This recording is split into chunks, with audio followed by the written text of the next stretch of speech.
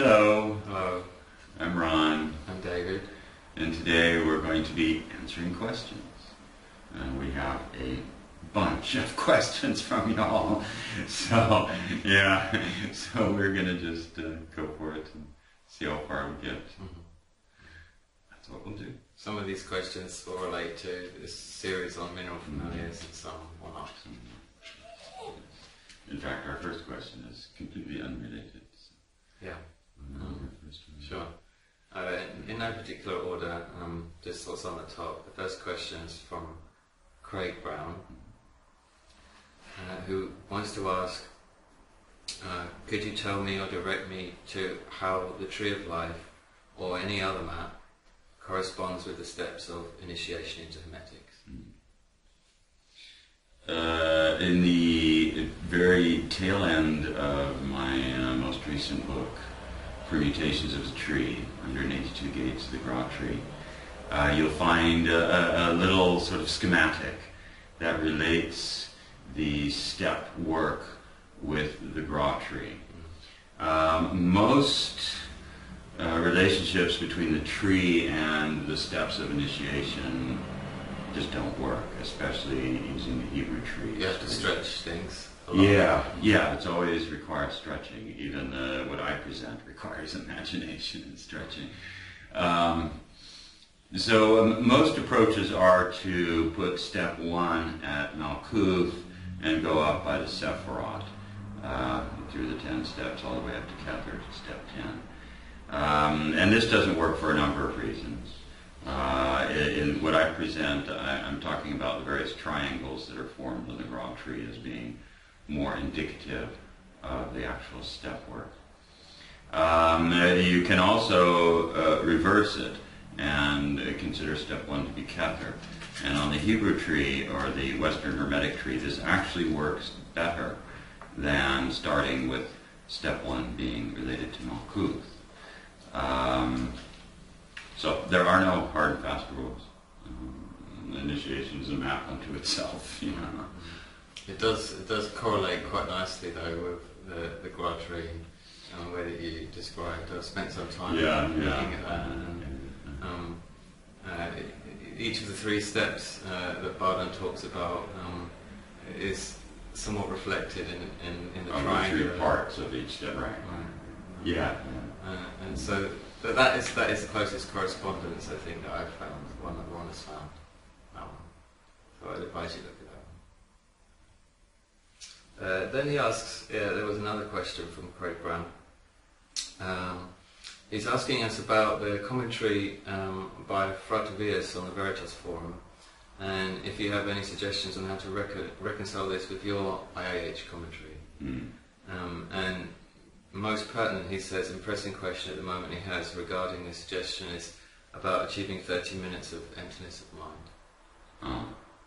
By step 2. Before moving on to step 2. Yeah. Okay.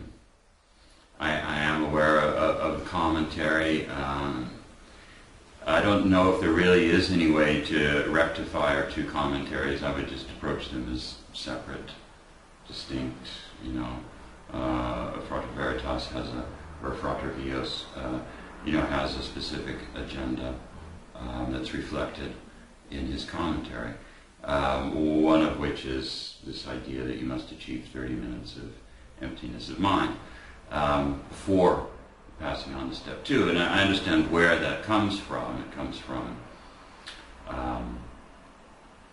something in Bardhan's life, in his response to Dr. Kumar when he first showed up on his doorstep. But that's not what Bardhan wrote in Initiation into Hermetics. I think it's just a simple answer. From my perspective, speaking as someone who hasn't read that commentary but who has read Ron's, and who is familiar with Bardhan's work, I would say it's unnecessary to dwell that long on that stage of the initiation, where you achieve that degree of emptiness of mind, or that span of time. You should work towards that. It's a good goal to work towards, but that should not be something that's holding you back from moving forwards. Yeah, step 1 is the real issue. Yeah, it's step one is not a place that people should dwell in. Yeah. It's not intended to be a long step, basically. Yeah. It's fun, it's simple, it's simple things. So long as you familiarise yourself with the territory that he talks about, and you know what he's talking about from your own experience, those are exercises that you'll continue to develop throughout your initiation anyway. So there's no need to stop there. You continue and move on. What's fundamental with step one is that you achieve an emptiness of mind. Yeah. That's what's fundamental, not how long is most critical. Okay, so hopefully those answer your questions, Grace. So the next question is from Mart, who's been very kindly providing the music for our video series. And the audio improvement. Thanks, Matt. Thank you. Noisy world. Okay, there's a series of questions here. What makes an initiate higher or more advanced than another? Just for example, why would Jesus be considered more advanced than Franz Barden, even though they both have attained unity? When I first read this question, it was a little bit confusing to me, because I haven't read Frabato, which is by Ottobotavoga. So now Ron explained that to me, and now I understand where the context of the question comes from. My answer at this point to you would be, I don't think you'd have found it in any writings by either of us, the idea that there are higher and lesser people, or higher and lesser beings, in the sense that one teacher or one guru or one mentor is better or worse than another. But the core message that initiation has given me to give to other people about this is that it is your initiation, and therefore whatever sources inspire you in your initiation to move forward are okay for you. And if you find later on down the line that those sources were not what you thought them to be, that's part of your initiation too. There aren't any requirements in initiation into Hermetics for you to give up on religious beliefs or any other kind of ideological belief systems. If those belief systems are meaningful to you and they're significant in your life, then you need to find a creative way to involve them in your initiation. Unfortunately, some of those religions, some of those belief systems don't allow you to do that from their end, but that's another issue. What, for me, distinguishes the quality, a higher quality of instruction or a higher quality of guidance from any of my teachers in my life has been, to quote from the Bible, strangely enough, the fruits that they yield. So that phrase of knowing them by the fruits that fall from their tree, that idea has always guided me well. With Barden, for example, I look at Barden, I don't see any rotten fruit falling from this tree. But with religious personages like Jesus, I see lots of bad things falling from that tree that are rotten. And that is how I have judged always my interaction with teachers and people that I would maybe receive some kind of guidance from. I look at what practical effect their advice has had in the world, what their presence has yielded in the world, and if that has been beneficial, then I'm more trusting. But ultimately, it's about my inner guidance. But I would never call one person higher or lower, in the sense that it was put across in Frabato, with this being an order of initiation, an order of adeptship, or some sort of hierarchy. This is a very Christian ideology, a very religious ideology that I haven't found to be the case in practice. Personally, I find that Well, there's two issues here in this kind of a question. One is, how do you know who's a good teacher or not? Now, are they trustworthy? And one of the ways that we're taught to grade that is, how high an initiate are they? So there's two issues here. One is how to find a good teacher, or how do you trust a teacher? How do you evaluate a teacher? The other is the sort of lust for the highest initiate, because the highest initiate will teach me the truth, the quickest, the best, you know. And this is a trap. This is a trap that is very negative in its effects on one's initiation. The highest initiate is right here. Right. Initiation is an internal process where it's your job, you know, to do the work of initiation, regardless of the level of your teachers. And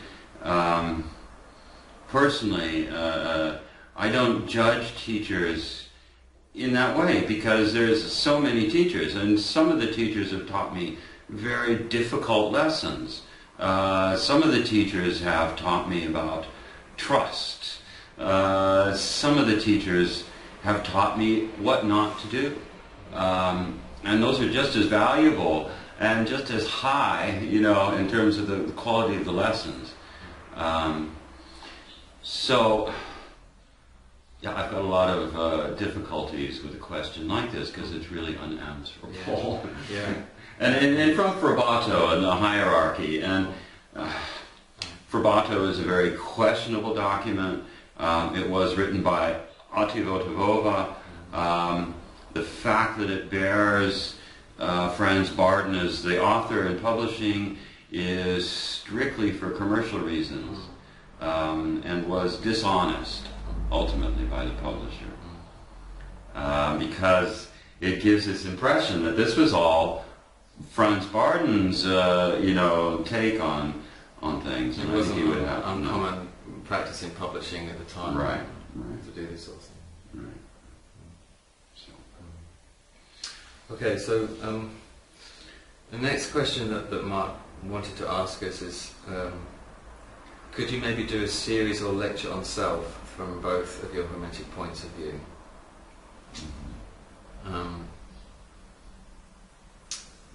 We've discussed that, and that's not something that we're really prepared to do, because it would be our discussion of self, and not relevant to you in a specific way that you're asking for.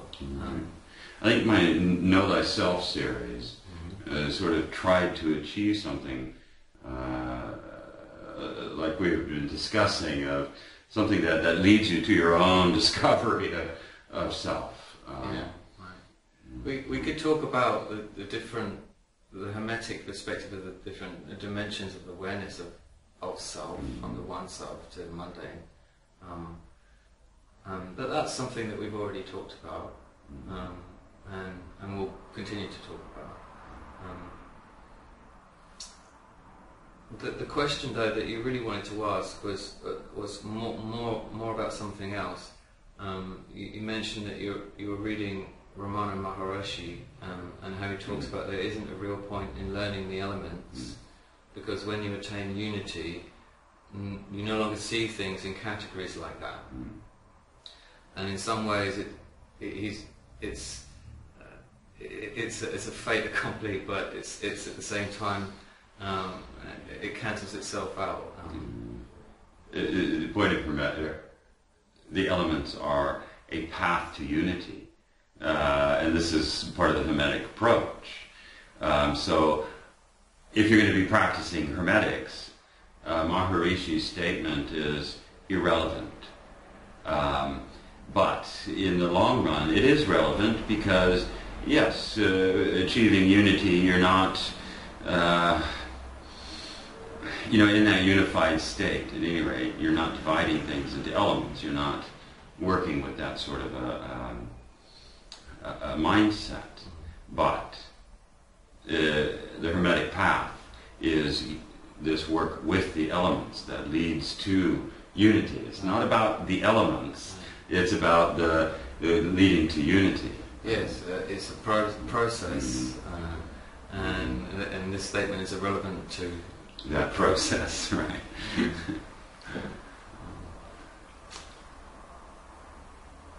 And one final question from Mark was how to realize the one, or who-what is the one that perceives the vacancy of mind and the mind at all. It says it's been on his mind for quite some time now. That's cute. Yeah, I would say keep going in that, pursue that direction, and eventually it will lead you to knock on the door of the Akasha principle. In initiation to Hermetics, there is this question must arise, and I'm really happy that it has arisen for you, because what you are doing is you are really using these quote higher levels of self in this process of self-examination and self-transformation, and the whole point of this is to put you in contact with this other aspect of your awareness, because there's all these different aspects of that's one's awareness. When you experience real magic, when your awareness resonates with what is already there. So you're already making use of these aspects of your awareness, and the process here is not to ask us, what is this, but to ask yourself, well, who am I when I'm observing myself? Who am I when I'm changing these aspects of my character, and follow that. It moves around, as I'm sure most people have observed.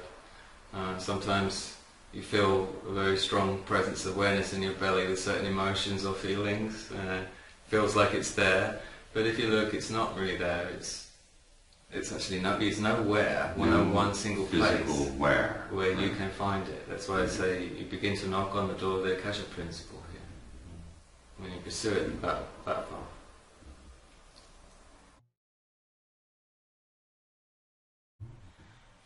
So, the next question came from Enquiries. It's got two questions really. Any comments on the nature, use of, or danger of the psychedelic experience? Basically, the Hermetic philosophy is that whatever you choose to explore and evolve as your way of gaining access to, say, other states of awareness, is a valid tool to use so long as others aren't harmed. So on the common sense things, basically, that are inscribed in every human being, there's a moral sense, okay? And so long as you adhere to that moral code within you, the choices that you make will be good ones for you. And if you discover later on down the line that this is something that you now need to separate from, you'll need to do that too. It's not something that is an and or, a plus and a minus. There's no real answer there for you. My personal feeling, my personal sort of perception of things has always been that nobody has the right to tell me what I put into my body. That is my prerogative, that is my choice. What I put into my body should not be controlled by other people or prohibited by other people. So there's a layer of programming there that if you're going to involve psychedelics in your exploration of initiation, you need to go through that. But I would say that it's very clear that what Barden says in Initiation into Hermetics is that any shortcuts, if you like, that you use to gain access to these other states of awareness eventually become crutches that you have to give up So best to stop using them all so that you experience what you experience with the clearest, most natural state of awareness, state of being that you have, and one that's not influenced by these other beings and entities or these other substances, whatever you want to do. A cleaner state of awareness that is just naturally you experiencing this, and there you find that your progress goes much quicker because you don't have to remove the influence of these other factors. That's my answer. My answer is very much the same. I think most of the psychedelics that exist are gifts from Mother Nature to help us along our way. And I see no harm at all, at a personal level, exploring psychedelics, mushrooms, peyote, cannabis. All these things can be wonderful tools for opening and perceiving. But in terms of initiation into Hermetics by Franz Barton, there comes the point of this training is to be able to achieve states of awareness yourself through your own skill, your own will, predictably, and it has to come from you. So using psychedelics at a certain point, like David says, becomes problematic. Yeah. And it really, with the initiation into Hermetics, it requires that you must eliminate all these things from your that you intake, that you ingest, that affect your brain function, and your emotional states for at least a period of time, until you can develop the abilities to really know yourself. This is really the core issue. Right. And then those tools become doorways that you can choose to use. Exactly. It's not like, I will never, I swear it off for life, kind of. I'm not suggesting that at all. No. Yeah, so I guess really what we're saying is that for the Hermetic path, as laid out by Barton, and it is the Hermetic path that we have today, you have to give these things up as part of that path, but it doesn't mean that you have to give them up for good. You can go back to them.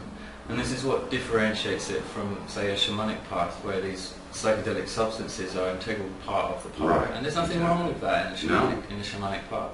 It is the shamanic path, yeah. This is why there's no real answer to your question.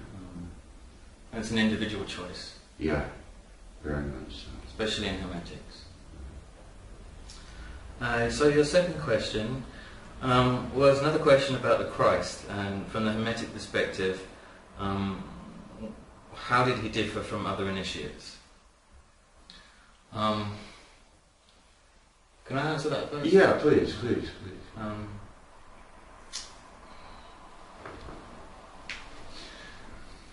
From the Hermetic perspective, from my Hermetic perspective, because of course this is always an individual perspective, here's a good example, a very good example of what happens to a Hermetic adept or a Hermetic magician when they reveal themselves.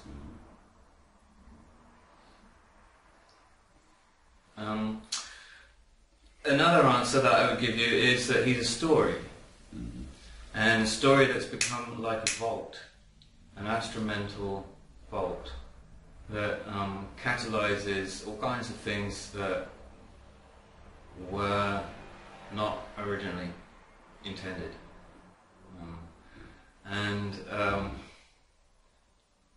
I would say to you that what Barton writes about Christ in Initiation into Hermetics, referring to him as the Master and so on, those statements are very intentional, very deliberate, very deliberate attempts to return the story to its original meaning. But that ultimately this doesn't matter. None of this really matters from a Hermetic perspective.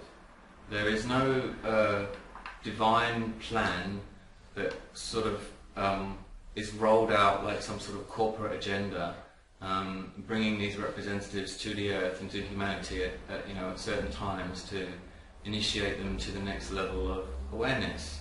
There's no hierarchy of gurus and teachers and so on. No big council of elders in the sky watching over us and waiting to descend and take over the plan on the earth. And all of this is just a human story that we tell ourselves in response to glimpses of this ineffable truth that Hermetics reveals to us in full glory. But it's not something that can really be communicated to the rest of the world. It's a very individual journey. That's my answer. I would just add to that I think one thing that distinguishes this person, and is still this question of whether or not this person truly existed as described.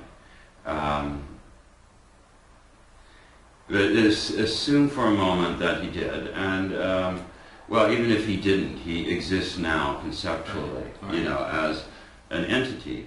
And this entity, what differentiates this entity from other initiates is that he has developed a huge load of negative karma for himself through his actions and through the actions of people who are his interpreters and his chroniclers. And there's very few initiates who have achieved this quantity and quality of negative karma. So it's, like David said, this is what happens when an initiate reveals themselves in this way. This is really what the story is if you do this, these are going to be the consequences. There's going to be, there'll be huge consequences for right. you and everybody the world else, right. That you had not intended. Mm-hmm. And also, if he was truly an initiate, if he was truly a Kabbalistic magician, as Barton states, which is a way of sort of in a Hermetic sense rationally explaining the acts that were attributed to him. If he was somebody who as Barton says, said was a Kabbalistic initiate, and he performed these acts in full public view, the lesson of the story here is this is the consequence. It's Kabbalistic acts like that are not something done frivolously. They have consequences, and these are the consequences. Plain and simple. Okay, our next question is from Felipe Silva. Mm-hmm. Felipe Silva would like to know which rocks are good for the Libra sign. Okay, Felipe, my response to this question is Libra has a number of qualities, a number of situations as well that kind of develop from those qualities. To give you an example, one of Libra's qualities is the seeking of equanimity, of equalness, balance, if you like. And one of those situations that comes from that quality is indecisiveness, and sitting on the fence, inability to choose when the emotional stakes are high between one side and another, because Libra feels that it's unfair. So it is better to try to find mineral familiars or stones that are assisting or resonating with the specific qualities rather than just entire, like an entire sign, because Libra has got a huge number of these qualities and a huge number of the situations that are different. So what is it that you're needing a mineral familiar for is the first question. Be more specific. There is no real sort of stone that's good universally for all the things that happen to all Libras. Is my answer. But if you're looking for a stone that resonates with Libra to a specific, to a high quality, to a high degree, then we talked about in a video the stones of Venus being connected with Libra, and the stones of Venus that are airy, which means that they're generally light, not too heavy, and they're transparent. So green transparent stones resonate quite strongly with Libra, but so do blue transparent stones, because it's an air sign as well. So those are some general things to start thinking about, but don't stop there. Start looking for yourself within you, for what resonates with Libra for you. For you, yeah. That is my main answer.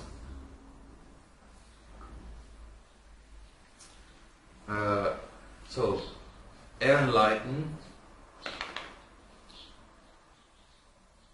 says, after a little thank you, thanks, he would like to ask about ways in which beginners, people who are neither naturally psychic or trained magicians, to get to know stones, and how does one make the transition from a theoretical belief in their aliveness to an experiential understanding.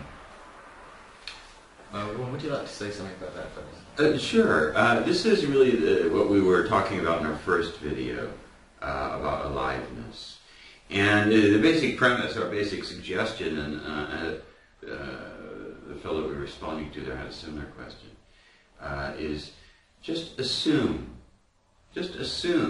that everything is alive, and stone specifically. And go about your life with this assumption, and note the changes, note what that does to your relationship, etc. Just pretend, if you will. Right. Because I think this is the best bridge. Right. Because it's very experiential, from the outset. Yeah. If you're serious about it. Individuals, being unique, transition from theory, mental plane and understanding, to more practical, astral, more significant understanding, in individual ways, in different ways. For each person, it's different. The journey is different. But I guess we could speak of there being, the four elemental types again to this. The air type begins by investigating and gathering facts, information, and so on, and broadening its mind. And it's this broadening of the mind that leads eventually to some kind of experiential understanding. For example, with air, an air-type person could really look into things like quantum mechanics, quantum physics, and that would lead them eventually to see a degree of aliveness in everything. So each elemental type goes a different way. Know your elemental type, and you might know the terrain that will work for you more smoothly than if you didn't. But assume that your way is not going to be like anybody else's, because it will. I can just extract my hand from the puppy's jaws, and we'll get to the next question. Can I?